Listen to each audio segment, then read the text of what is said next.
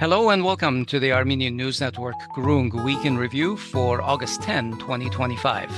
Today we're talking with Ambassador Dziunik Aghajanian, a diplomat and former ambassador of Armenia to many countries. Ambassador Aghajanian, welcome back to the Groong podcast. Thank you for the invitation. Good evening. It's always good to have you on board. Thank you. Good evening, Dziunik Jan. Let's begin by talking about what's in the news. So on Friday, at the White House, Pashinyan and Aliyev joined Donald Trump in what was billed as a so-called historic breakthrough. They initialed, but they did not sign the peace agreement that they have been negotiating for years now. And they agreed to withdraw from the OSCE Minsk Group, the body that has mediated the conflict for the last 30 years. And Trump, on his side, secured a 99-year exclusive rights to build the Trump corridor through Armenia and advanced a strategic deal with Azerbaijan that may include arms sales as well.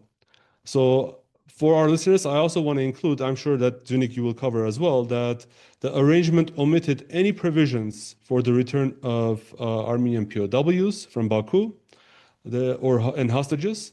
There are no mention of human rights of Artsakh Armenians. There is no mention of protection of Armenian and Christian heritage in Artsakh, or reciprocal links, reciprocal transport links that would benefit Armenia. Instead, it entrenches Azerbaijan's corridor demands and so forth. So this deal essentially puts Washington also squarely in the middle of the Russia-Iran axis, which is not just Russia-Iran, but also BRICS and also China's Belt and Road Initiative. So a lot of geopolitical tension from this one deal. What is your take on what transpired? And do you believe that this is a peace treaty or any step closer towards peace or a prelude to a new war? Well, I think anybody who knows the situation and who has been following the development in the region can state that this is simply a prelude to a new and much bigger war, which is being prepared as we go. And this is simply, I would say, coming out of the US role in the whole making of the situation, which brings to new charting of the strategic placing and roles of the countries, not only in the Caucasus, but also in the Middle East and overall in the world. I think this was simply coming out of the US role as mediator and also as probably the master of the plan, which resulted in the depopulation of Armenians from its ancestral homeland in Artsakh through ethnic cleansing, which is a genocidal act, which is being currently by the act that we saw on Friday in Washington, simply being silenced and I would call it digested by the players. We can just simply state that the main purpose of the US was placing Caucasus under Western, which means US umbrella. And this act simply stamped the purpose that was put forward by bringing the current leadership of Armenia to its position. I think we need to dissect the documents that have been published and about which it was announced.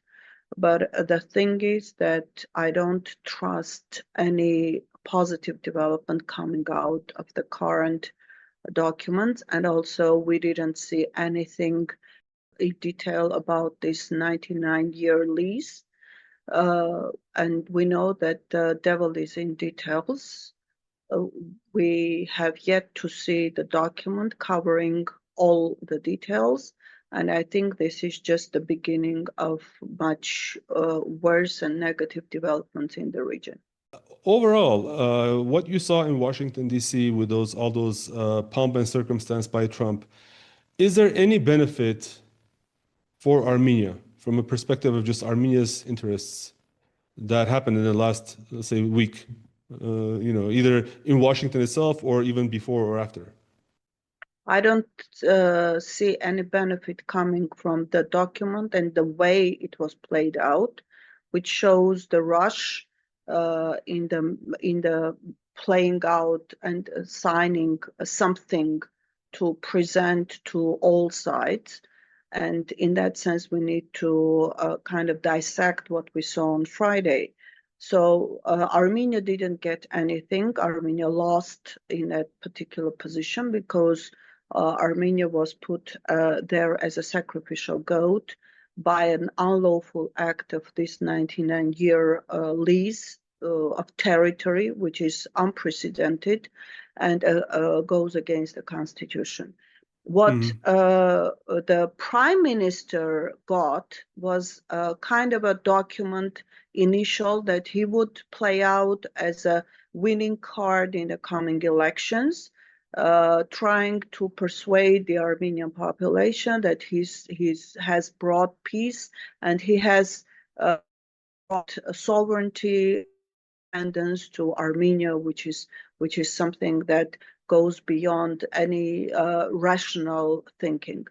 What Azerbaijan got is what it was trying to achieve and why it was delaying the signing of this nonsense document called peace agreement or peace normalization of relations. And it was first the denouncement of Section 907. Most of the people pay attention to the military equipment being supplied to Azerbaijan after the denouncement, but that has been done previously as well by the President of the United States simply halting the execution of the Section 907. What it really achieved was the main idea of Section 907, which was the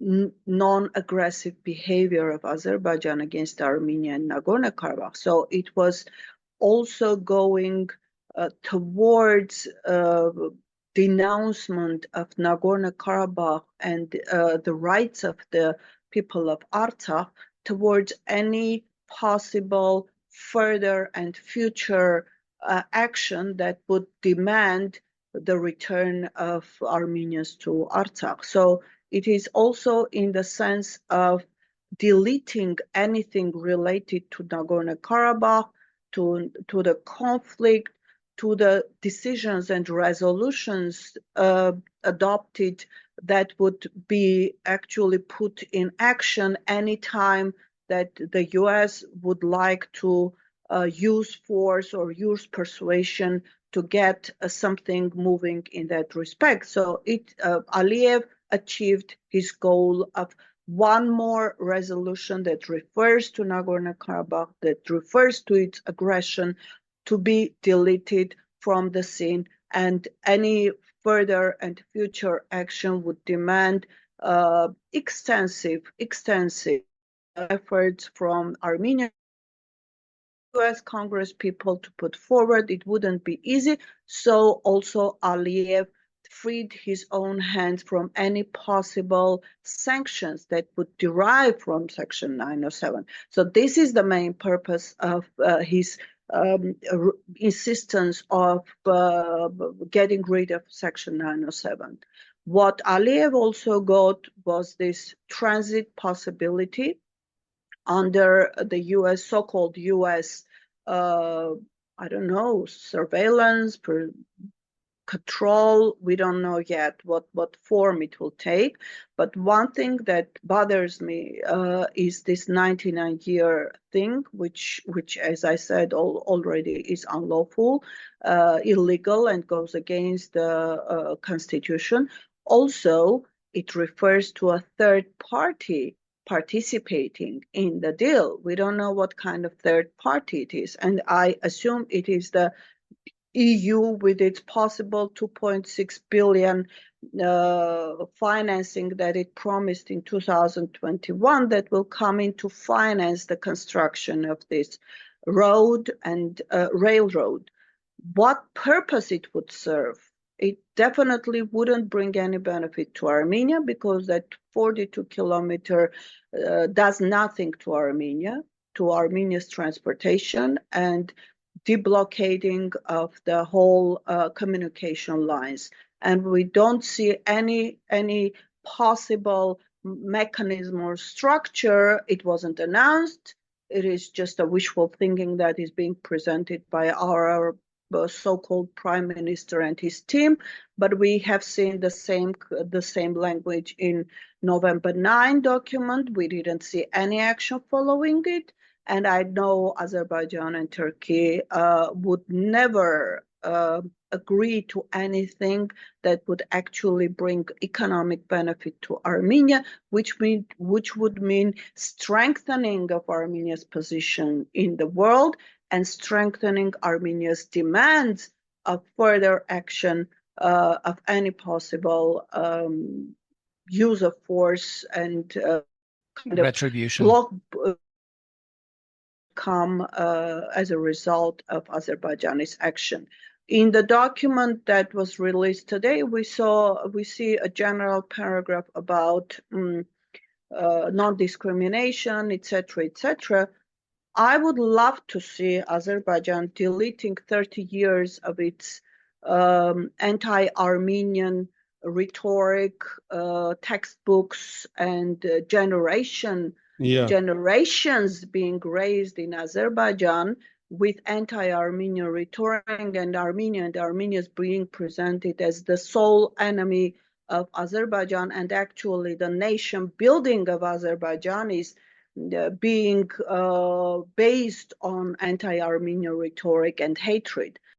Yeah, and also appropriation of Armenian culture, actually. That is part land. of this. That is part of the whole nation building process, because they cannot come out with their own cultural creations, and they are appropriating whatever comes from the neighboring countries, and mainly Armenia, because Armenians have been living in that part of the world for thousands of years and have been part of the economic development of whatever now is the sole economic prosperity channel for Azerbaijan, and that is the hydrocarbons.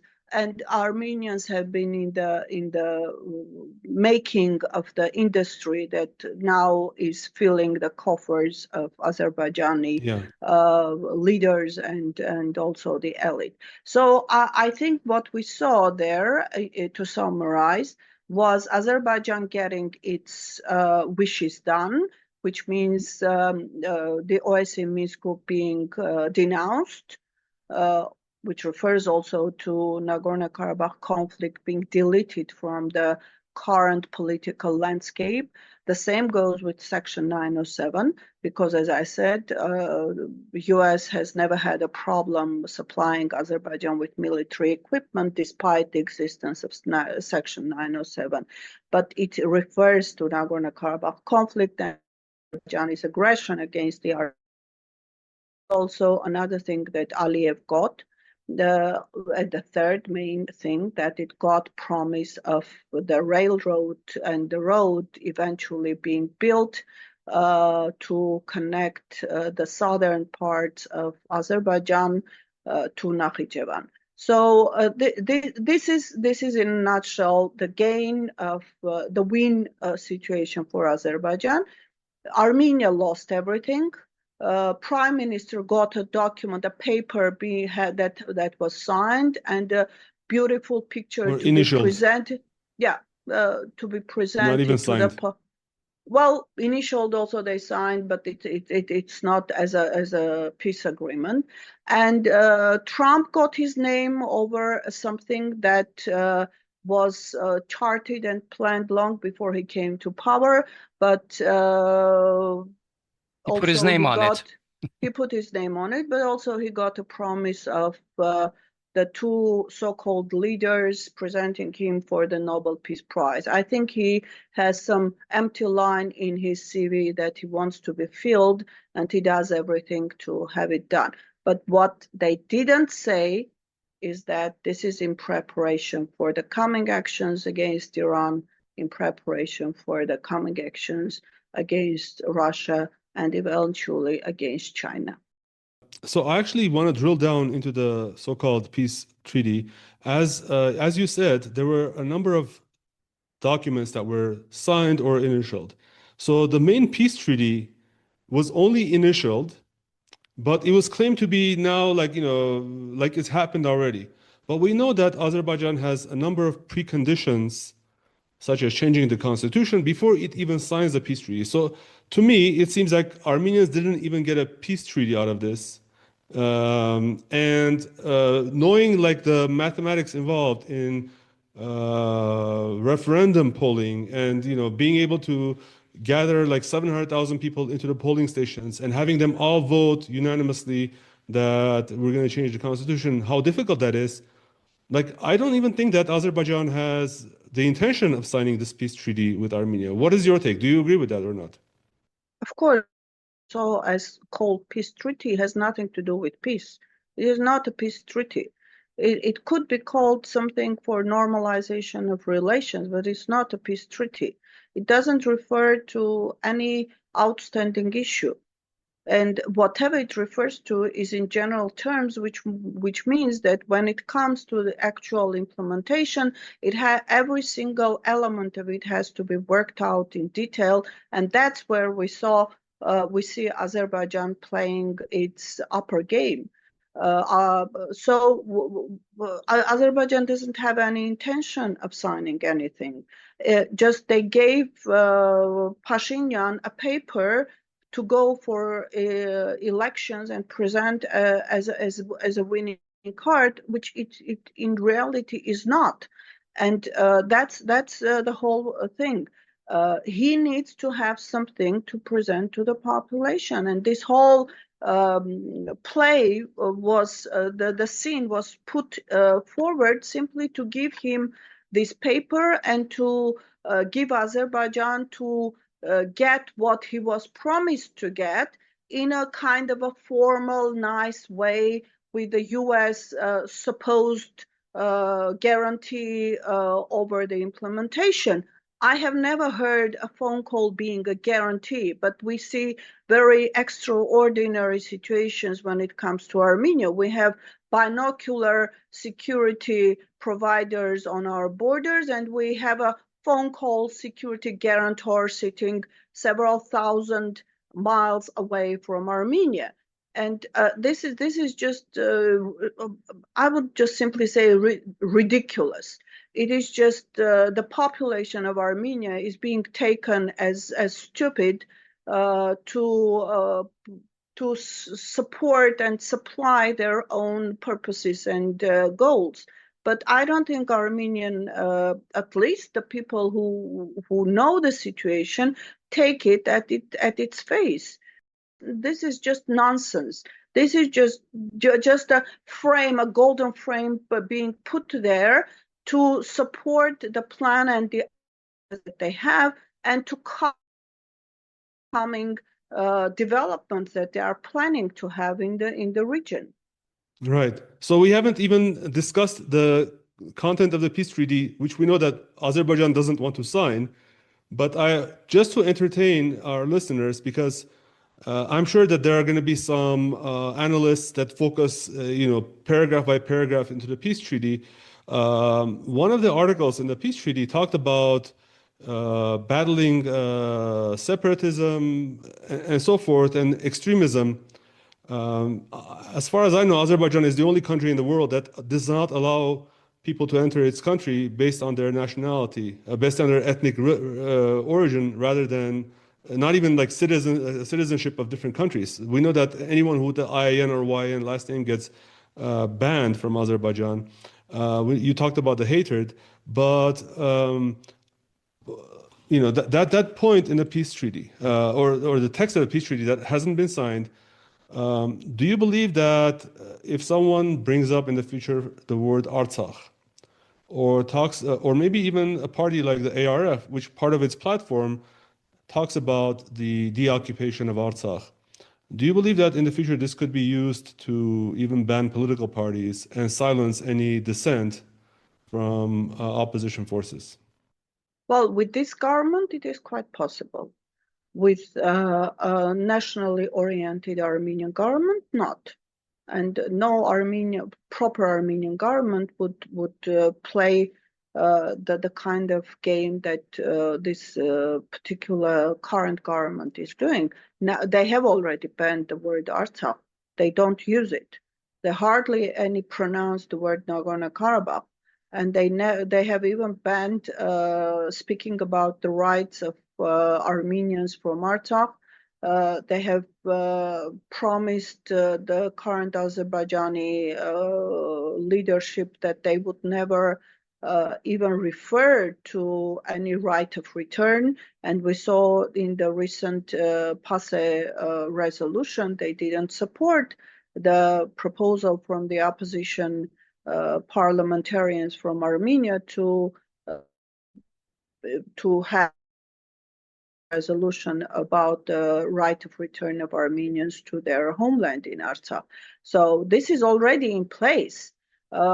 It would be very difficult for them to put it in the legal terms, because that would go against the freedom of speech and freedom of expression. But I think what the prime minister got also from this, as I said, the scene played out at the White House, was the right to go for additional pressuring of the opposition and opposition-minded politicians in the coming months, and he got just the permission to do whatever he wants in order to get elected, because only under that condition the possible construction of anything in the southern region of Armenia could already start. So we know that if a new government comes and if it is nationally oriented, these documents have no legal bearing, and they can be simply put aside without any reference to them. So this is something that I think we call it, he got his indulgencia, in order to go ahead and play whatever he wants and do whatever he wants in the country, the same way as we see in Ukraine or the same way as we see in Moldova, in order to simply get elected and preserve the governing positions, to implement his promises that he has given to Erdogan, to Aliyev, and to European and US leaders, the purpose of which is to have the whole Armenia, and with Armenia the whole Caucasus, under Western control. And I call this whole process that we see is colonization of the region for the sole purpose of getting its resources, and also for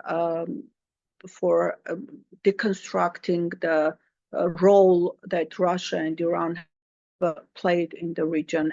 Ambassador, this brings us to discuss the posture and motivations of the various actors that you mentioned, for example, Russia, Iran, and the United States.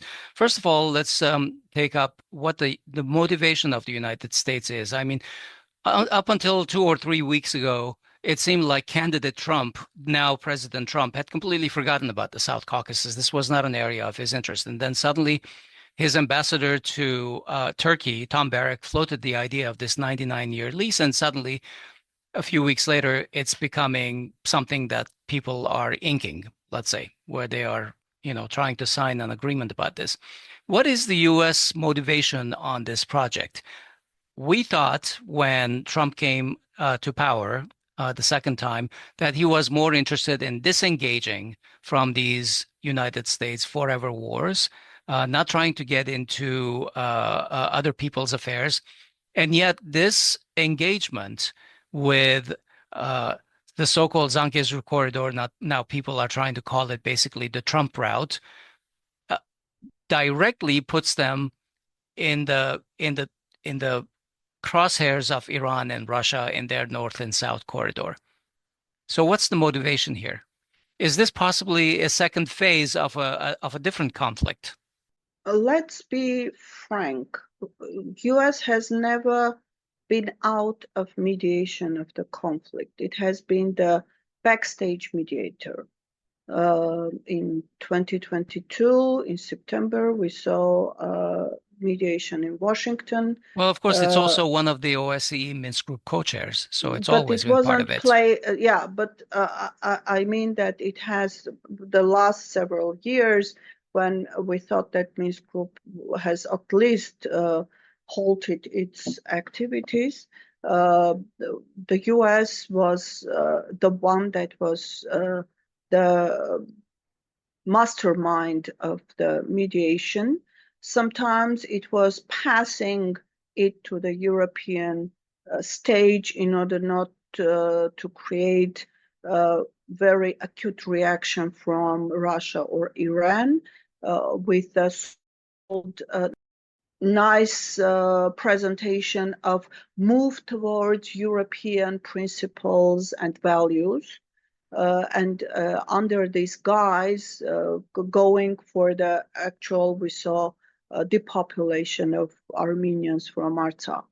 But U.S. was always the mastermind of the plan. It has played its role, and most of the negotiations of the difficult issues were conducted with or under its patronage. So this is something we have to be very frank. When Trump came to power, they decided that they don't need to show their direct involvement like the Biden administration was playing, but they will work in the backstage with the Europeans continuing being the front actors on the ground.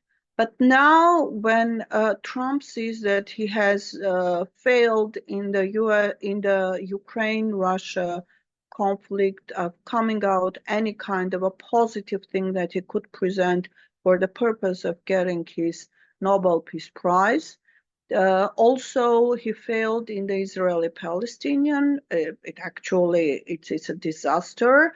It's an ongoing genocide, which Israel conducts with the support of the US. We saw it happening. It has even complicated because with the Syrian situation, when we saw terrorists being brought to power the same way we saw in Afghanistan at the time, and then we saw enormous amount of crimes against humanity being created. Then we see what happens in Lebanon, we see what happened in Iran, which goes with the same plan that was put forward with the last several US administrations and has been conducted very consistently depending on the situation and development. Now, with the coming summit, I think it's on the 15th. The Trump-Putin summit. The Trump-Putin summit. Yes. And also a lot of people on the ground say that there is an ongoing preparation for the second stage of actually war against Iran. So in this particular situation, we saw Trump cutting down his 50-day deadline into 10 days, which exactly fell on the 8th of August. And it brings me to the thinking that they need this corridor, they need this passage, as I have mentioned on multiple occasions, they need this road passage for the heavy military equipment and for the personnel to go from Turkey to Azerbaijan in order to be used against Iran. So this is part of this whole plan. That's why US rushed with the Trump gaining the laws of the one bringing the two sides together and speaking about Armenia's territory very carelessly as if it is something as a property developer that they can decide whether to have the ownership or not have the ownership. But we saw this thing being rushed into making simply because they are rushing to have this road connection. And I wouldn't be surprised if we see some kind of a push towards Turkey to open the border so that that particular connectivity could be used. With the coming developments against Iran, it is essential to be in place. So that's the reason why U.S. showed its real face in this whole plan. Trump does not want to have direct involvement, but Trump is not against indirect involvement, which would mean a lot of military contracts and participation of it, agencies and companies in the bringing up of the U.S. economy to its feet. The same plan that worked after the World War I, the same plan that worked after the World War II, and every time there is economic crisis in U.S., we see some kind of a conflict being fired up in order to support the military-industrial complex of the U.S. to put the economy back to its feet. That is the reason why Trump wants first its feet on the ground, which would mean control over the connection both from east-west, also north-south, and additionally to have possibility of eventually bringing down Iran's leadership and Iran's government and creating multiple problems for Russia under its southern borders and also going to Central Asia. Ambassador, we want to ask you about the stance of the two countries in just a moment.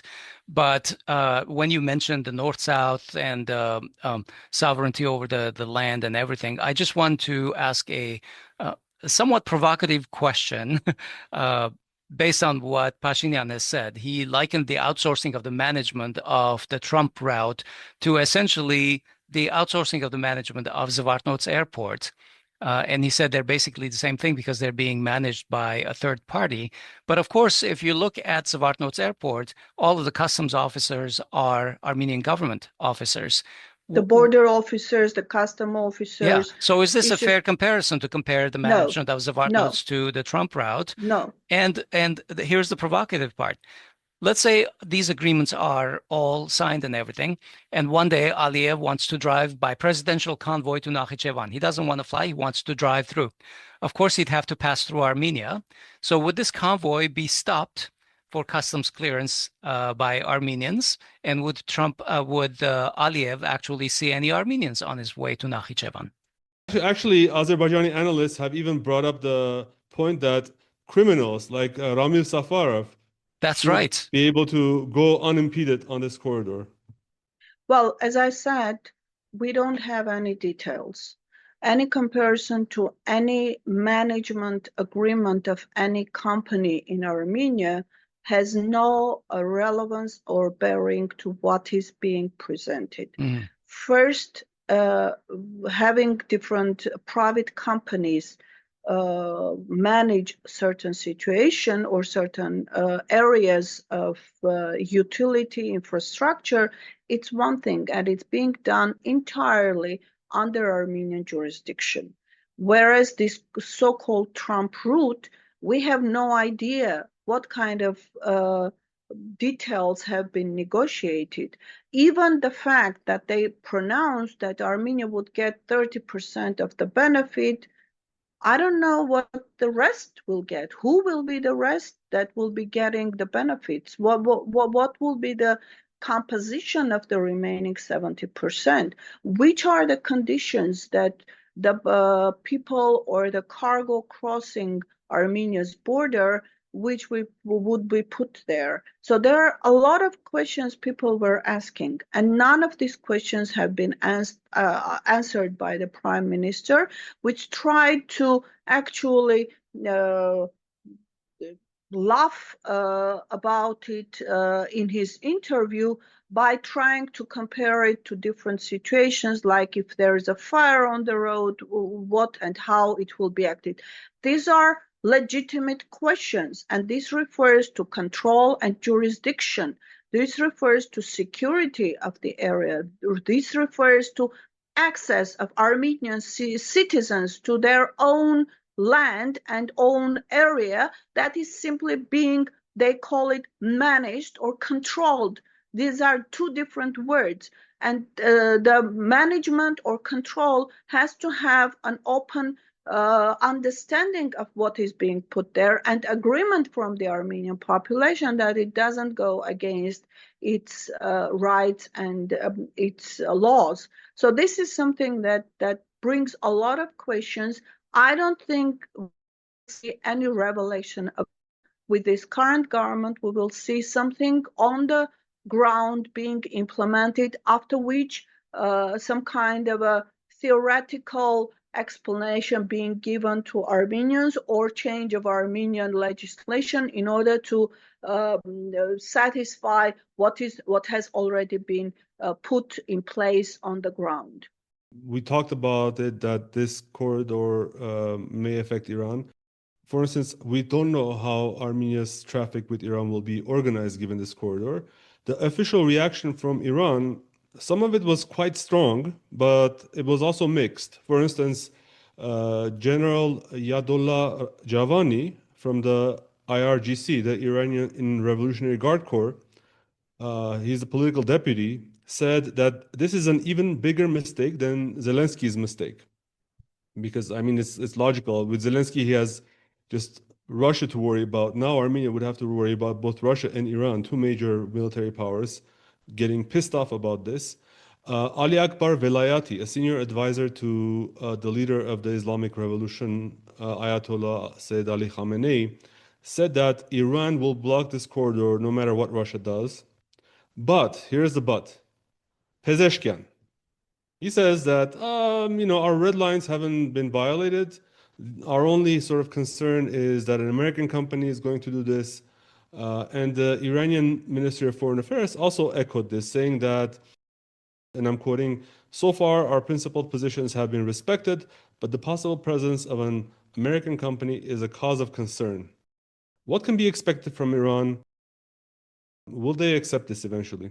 Well, I don't know what we can expect from Iran. I think they have to work out a common position there. I think they have their own issues with the right understanding of the situation. My understanding goes with the first mentioned people who know the situation and who know how the US works and plays in different regions that it enters, and then we see big fire being blown up in all these areas. So I think Pezeshkian is trying to have an open channel for communication with the US, hoping that in some way it will delay or at least push back the possibility of another attack against Iran. But the people who know the situation and who know the far-going purposes of this whole big game being played, that it's simply inevitable. It's a matter of time, and the Western powers would not give up simply because Pezeshkian wants an open channel and wants to negotiate something. What US wants is unequivocal control over everything and everybody, which is not something most of the countries in the world would agree, especially nowadays. So I think it's very dangerous because it would create problems inside Iran, but I don't think that it would result in any direct action.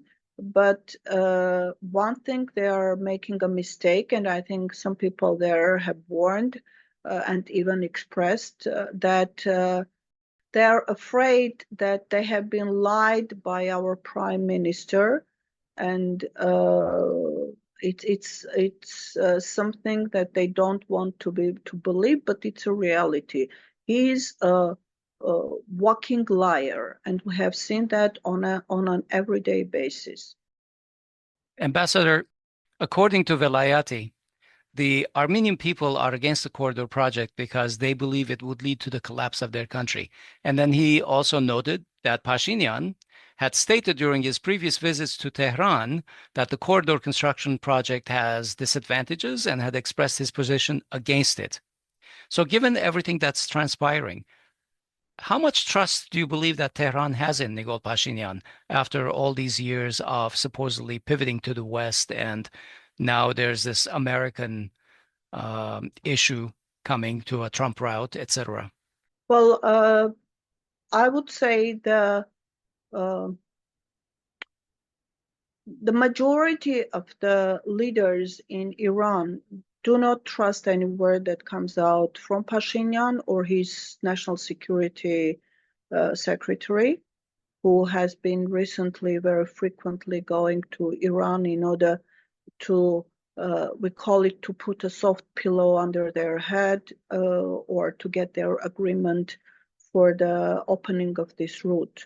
Mm-hmm. But I'm afraid the president of Iran and some people in the Ministry of Foreign Affairs want to believe that whatever they have been told is the reality. But we have seen how it goes and how it works. We have seen how they negotiated the destruction of the Second Armenian Republic and how they tried to close their eyes over genocide elections of Azerbaijan and try to present the population has eventually gained independence.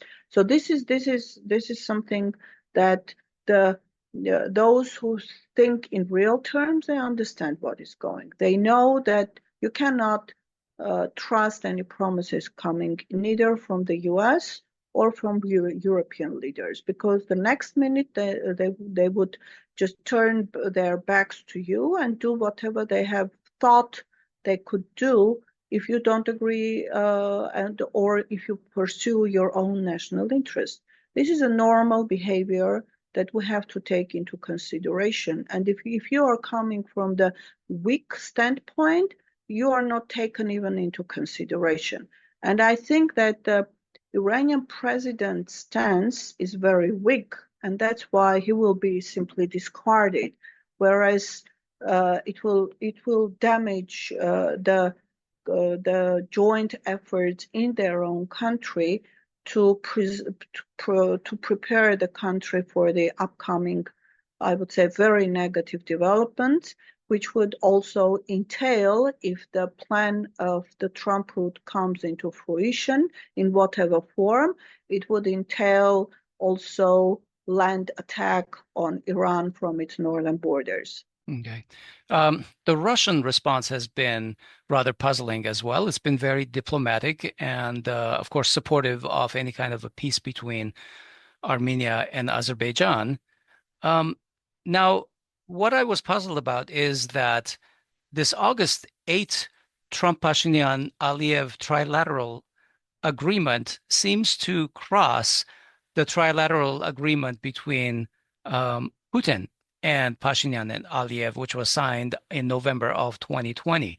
How is Russia reconciling with this thing? What can we expect from them? Russia is not reconciling, and if you read their statement very carefully, as you said, it's very diplomatic, but it says whatever it has to say.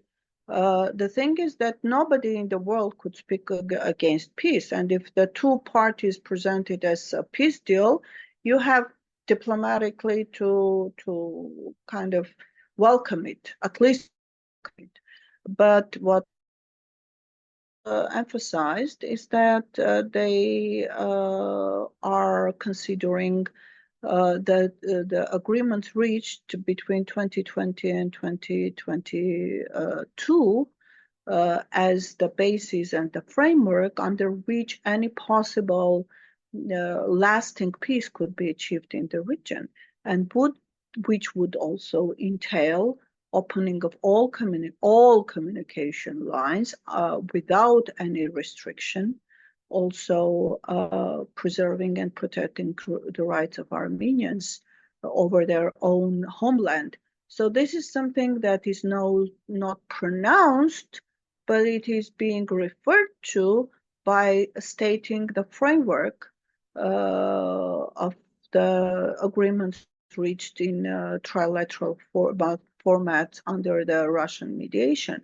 So we have yet to see what is coming. I know Russians do not want to be very strong in their expressions given the upcoming summit, as I said, because they want to keep this window open and delay the possible negative developments in the region as much as possible, so that they could at least not finish, but at least bring to the finishing stage the development on the Ukrainian front, and also give time for the possible European electorate to change their government so that they are more national interest oriented people in the decision-making positions in Europe, which would actually want to have relations with Russia more than having war with Russia. So this is something that is a long-term project that Russia is currently pursuing. But for that, you need at least some kind of a working relations with the US, at least this administration, though it's not going to last. So at least they are trying to make use of the time frame that is more advantageous for the postponement of the clashes between the two superpowers and to get as much as possible from the situation. So do you believe that this Trump route issue, or whatever you want to call it, the Armenian-Azerbaijani conflict, is on the agenda of the Trump-Putin summit coming up in 4 days? I don't think it is there. I think it was touched upon when Witkoff was there. Mm-hmm. And I think that Witkoff has tried to somehow appease Putin by saying that it's just a construction thing and nothing more. But I don't think Russians believe that. Ambassador, can Russia decline the dissolution of the OSCE Minsk Group, arguing that the treaty and the request do not address the dispossession of the Artsakh Armenians? Any country member of the OSCE can put a veto over such a decision. And I think we will see a lot of developments in the coming summit, OSCE summit, ministerial, that would be I think it's in the beginning of December. I haven't checked the dates, but I wouldn't be surprised if they do not come to an agreement over the decision, which has to be accepted unilaterally in order to be executed.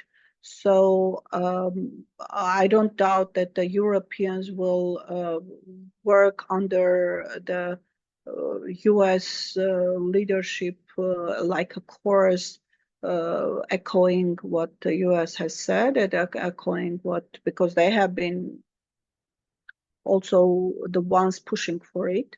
Mm-hmm. But I think that we might see developments inside, and I wouldn't be surprised if we see Azerbaijan currently trying, at least in the coming months, to change the current situation in the relations with Russia, and Aliyev would try to become more friendly with Putin in order to get their agreement, because this is essential for Aliyev. As I explained, he wants to close the Nagorno-Karabakh issue forever. And for that, if he needs, he would go and play whatever Putin says, and he would try to present himself as a very pro-Russian leader, very nice and Russian-oriented politician. I wouldn't be surprised if suddenly we see the arrested Russians being released and other things that would attempt to. He is actually a barter negotiator, huh? So he would try to do his best in order to get the Russian agreement over the coming decision to denounce the Minsk Group. So we have yet to see what is coming. I think that's a very important point to highlight going forward to understand the politics that are being played around us. But also, it tells me that there's a place for the Armenian diaspora where we are in some countries that are members of the OSCE, especially the OSCE Minsk Group co-chair countries, both France, United States, Russia.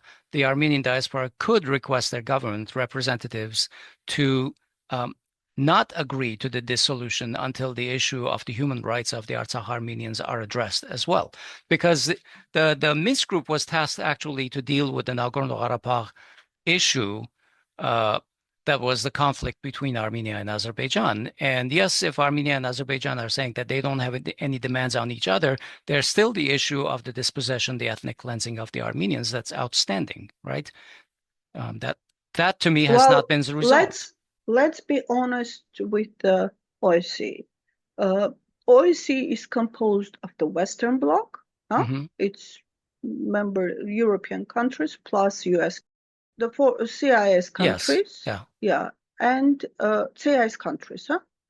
So in the CIS countries, we have the Caucasus, Russia, and the Central Asian ones. As I said, the Western Bloc will do anything Russia tells them. If U.S. administration says jump the rope, they would jump the rope. So forget about that. And most of our lobbying groups are in the Western countries. The main one in the U.S. that could play a role, especially given the upcoming midterm elections in the U.S. Now with the Trump being the godfather of this particular signing of the letter and proposal, it will be very hard for them. So it means that Trump administration lost majority of the Armenian votes. The Republicans lost the majority of Armenian votes, and asking for any sanctions against Aliyev and putting forward demands for the return of Armenian population to their homeland, or protection of their rights, or protection of Armenian cultural heritage is something that would be very nice. Some Armenian lobbyists or Congress people that have been there, like Frank Pallone, which suddenly turned out to be very supportive of Artsakh being part of Azerbaijan, is something that we have to yet see how they would work out the situation with Section 907, because they can block it. Actually, it's going to be in the Congress, so the lobby could do it. Trump cannot simply single-handedly erase that. They can block it there and not allow that to go forward. And given the upcoming elections, which is of utmost importance to Trump, they could do their work. Let's be honest. That's right. In the OSCE, forget, they cannot do anything for the OSCE. They can demand their Congress people to demand not supporting it, but given the fact that Trump has actually, as I said, godfathered the agreement. It's a deal. The right word. It's a contract that has been put there. So this is something that we have to be honest. Caucasus countries, who would be non-supportive of that? It would have been Armenia, but we have a government there that is actually doing whatever Azerbaijan is telling them to do. Central Asian countries, none of them would go against it. The only country that could do that, and for their own national interest, is Russia. So we have yet to see what is coming. But for the U.S. Armenian lobby, they have homework to do, and they can actually create problems for the Trump administration in that sense. All right.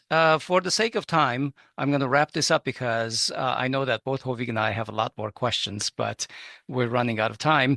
I'd like to ask each of you if there are some thoughts that you would like to share with our listeners. Hovik, go for it. So I've already ranted about this on my Twitter, but I think it's so important that I want to restate the issue. And this is in the context of Armenia working with our friends in Iran towards the national interests of both countries. I believe yesterday or 2 days ago, Professor Seyed Marandi was a guest on the mother of all talk shows, yeah, Moz, and he was asked a question about this Zangezur corridor, and he decided to first start with giving a history. But the history that he gave was more revisionism than anything else. He said that in the early 1990s, Armenians attacked Azerbaijan, and then he said what happened was that then afterwards, Azerbaijan took back its land, and in the course of doing that, also ethnically cleansed Armenians, which is bad, yada, yada, yada. But I'm sorry, just because you're playing both sides does not mean that you get to revise history. Armenia did not attack Azerbaijan. Armenians from Nagorno-Karabakh, under all the legal regime of the Soviet Union, with all the due process, voted to secede, and it was a conflict of self-determination. And the only thing that happened with the eventual ethnic cleansing was that if Armenians had not seceded, then they would be ethnically cleansed first. That's the only thing that this conflict proved. And the fact that Iran could support Azerbaijan. Iran, in fact, Marandi mentioned that Iran trained some Azerbaijani soldiers. We know that Russia supported both sides. We know that the US under the CIA supported Azerbaijan under various different pretenses. But you have to be accurate in your history, and I don't like it when historical truth is being, trampled upon like this, no matter who it is coming from, whether it's our friends or our enemies. And I hope Professor Marandi understands. We say this with all due respect. I honor him for his, being for the voice of Palestinians on Twitter and all these media shows. But in this case, this was an insult to Armenians, and this was an insult to historical truth. Stick to the facts. That's right. Yeah, I want to emphasize that it was a self-determination issue on the part of Nagorno-Karabakh, the Artsakh Armenians. And Armenia supported their ethnic brethren in their quest. And when that support ended in 2020, essentially, or with this Pashinyan regime, we saw what the end result was genocide, basically, ethnic cleansing. So if anybody wants to argue that Armenia should not have supported against genocide, let them come forward and make that argument. Ambassador, any thoughts you would like to share with our listeners? I would like to add on what Hovik said, and it was a self-determination, but also it was a self-defense action on the side of Armenians in Azerbaijan. Let's not forget the massacres in Sumgait in '88, which started the whole thing, and then in '89, in '88 also in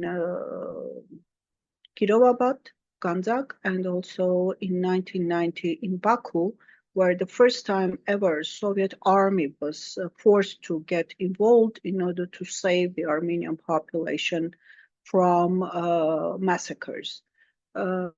And the only way of resolving the issue was to go with the existing Soviet legislation that provided the Armenian autonomous Oblast of Nagorno-Karabakh the possibility to secede, which the Armenians in Nagorno-Karabakh did fully in accordance with the Soviet legislation and fully in accordance with the existing international law, which Azerbaijan never did.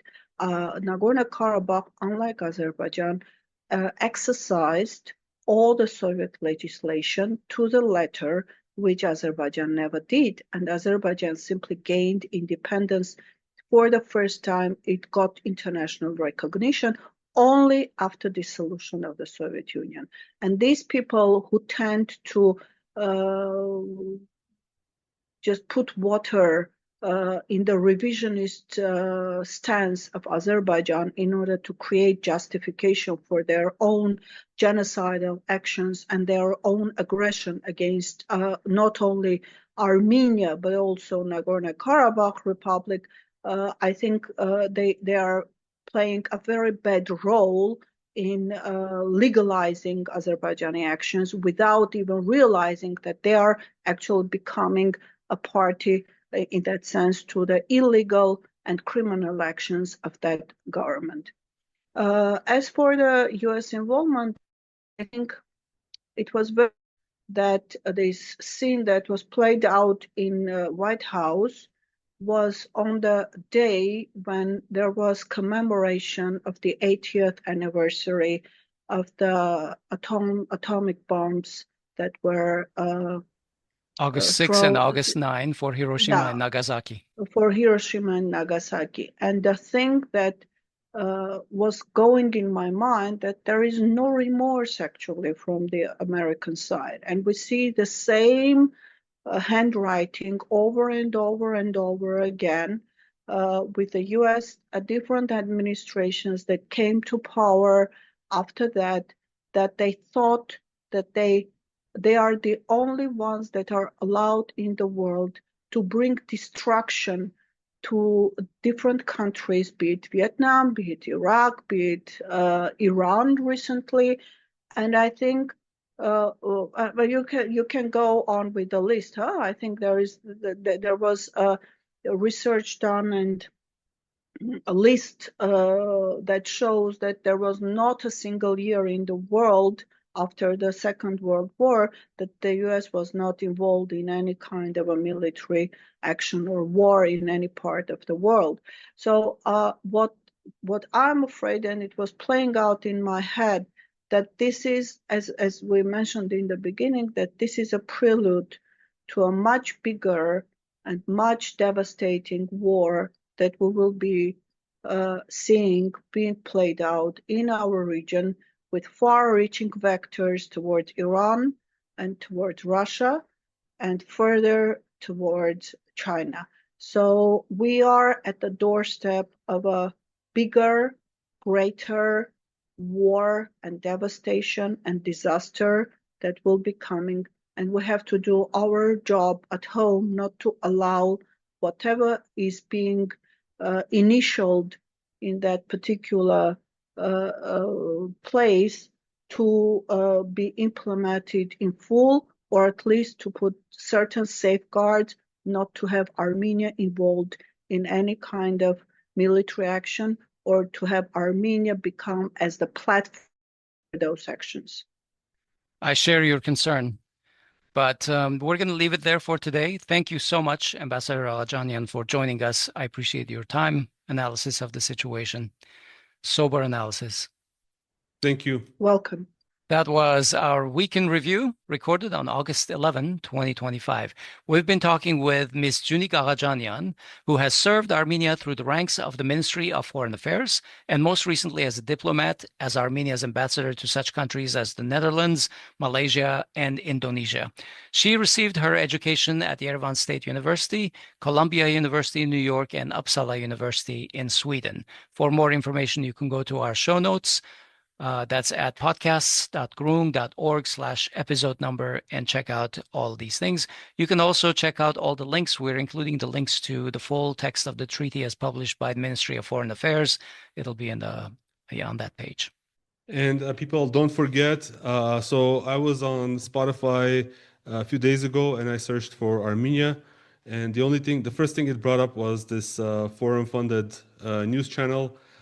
I don't think you like that, so please help us correct that. Please subscribe to us on Spotify and Apple Podcasts if you can, and leave a comment, leave a rating so that we can rise above all of this suppression that appears to be going on against us. Hovik, I guess I searched for Armenian News Network, and of course we came up. So, yeah. But most people will probably not search for that. They'll probably just search for Armenia or Armenian news, and we need to be somewhere near the top. We want to be, as a matter of fact. Yeah, I think we've covered the Armenian news keyword. Yeah.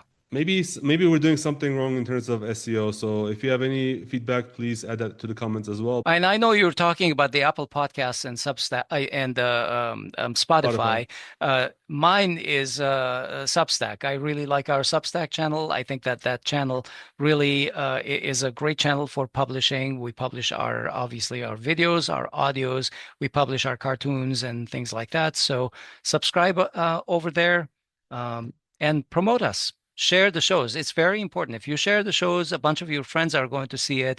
We have had people come up and say, "Oh, we didn't know about you." And, that's always a terrible thing because we've been at this for 5 years and they've missed out on that. Yeah. All right. I'm still Asbed Bedrossian in Los Angeles.